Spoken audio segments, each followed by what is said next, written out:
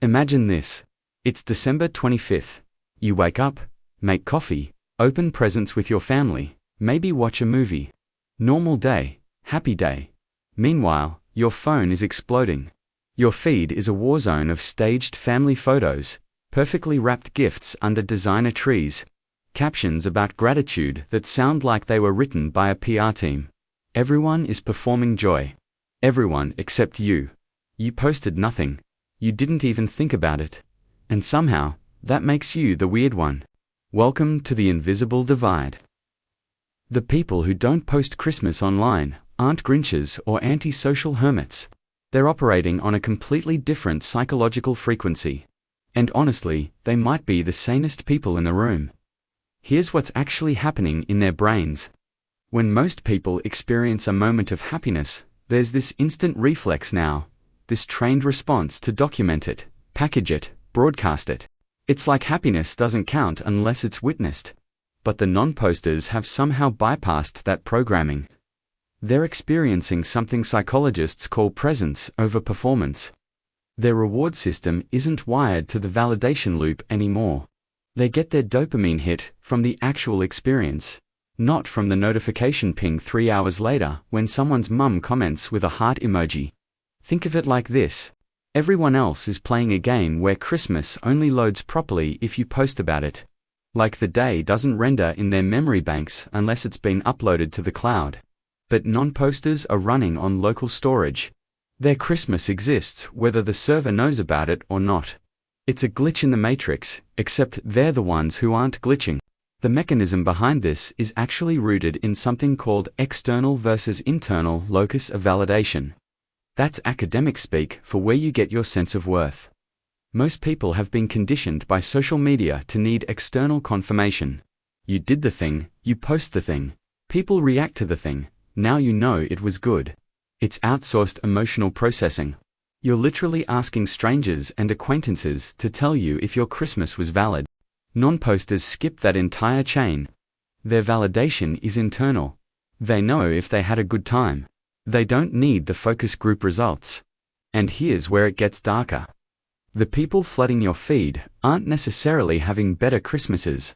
Often, it's the opposite. There's research showing that people who post most frequently about their relationships are often the least secure in them. The same logic applies to holidays. If you need to prove you're having a magical Christmas, there's a decent chance you're trying to convince yourself as much as anyone else. You're building a highlight reel because the behind-the-scenes footage isn't cutting it. Non-posters don't need the edit. They're living in the raw footage and they're fine with it. But society reads their silence as something broken. We've created this bizarre cultural expectation that participation in collective digital performance is mandatory. If you're not posting, people assume you're either depressingly alone or weirdly secretive. They'll ask you about it. Why so quiet on social media? Like it's a medical condition that needs diagnosis. The truth is, non-posters just have different priorities. They'd rather be in the moment than curating it. They'd rather have an authentic conversation than craft a caption. Revolutionary stuff, apparently. There's also a power dynamic here that nobody talks about. Posting Christmas content is fundamentally an act of social comparison warfare. You're entering yourself into a competition you didn't sign up for. Whose tree is bigger?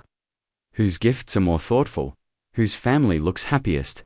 It's psychological combat disguised as sharing joy. Non-posters are conscientious objectors. They've opted out of the arms race. And that makes everyone else vaguely uncomfortable because it exposes the game for what it is. Here's the evolutionary angle. Humans are tribal. We're wired to display our status, our resources, our social bonds. That used to mean showing up to the village feast with the biggest kill, or the nicest pottery. Now it means showing up to Instagram with the aesthetic flat lay of your presence. Same drive, different medium. Non-posters have somehow resisted that ancient impulse, or maybe they satisfy it through different channels. Either way, they're breaking pattern. And pattern breakers always look suspicious to the herd. But let's be real about what they're protecting. Every moment you stop to photograph, caption, filter, and post, you're yanking yourself out of the experience. You're becoming a documentarian of your own life instead of a participant. You're literally choosing to watch your Christmas through a screen before anyone else does. Non-posters understand something crucial. The most meaningful moments are usually the least photogenic, the quiet morning coffee, the stupid inside joke.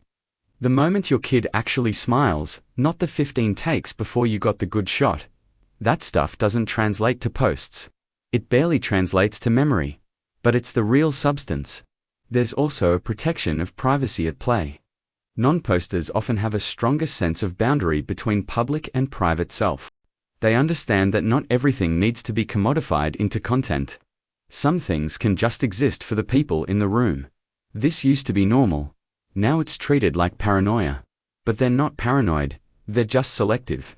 They know that once you post something, it's no longer fully yours. It becomes public property, subject to judgment, screenshots, misinterpretation. It enters the permanent record. Non-posters are keeping their Christmas off the record. And then there's the simple matter of not wanting to contribute to the noise. These people scroll through the Christmas chaos and feel exhausted by the performance of it all. They don't want to add another log to that fire. They don't want their loved ones to feel obligated to engage. They don't want to trigger comparison or envy in someone having a rough holiday. There's actually an empathy component here that gets overlooked. By not posting, they're refusing to participate in a system they see as fundamentally kind of toxic. The cynical truth is this. In a world where everyone is screaming about their happiness, silence becomes the most powerful flex. Not posting isn't absence. It's a statement. It says, I don't need your approval. I don't need the performance. I'm not playing the game. And that makes people uncomfortable because it holds up a mirror. If you need to post to feel like your Christmas was real, what does that say about how you're actually experiencing it? So the people who don't post Christmas online aren't broken or antisocial or secretly miserable. They're just operating on a different value system. One where experience trumps documentation, where presence beats performance, where internal validation is enough.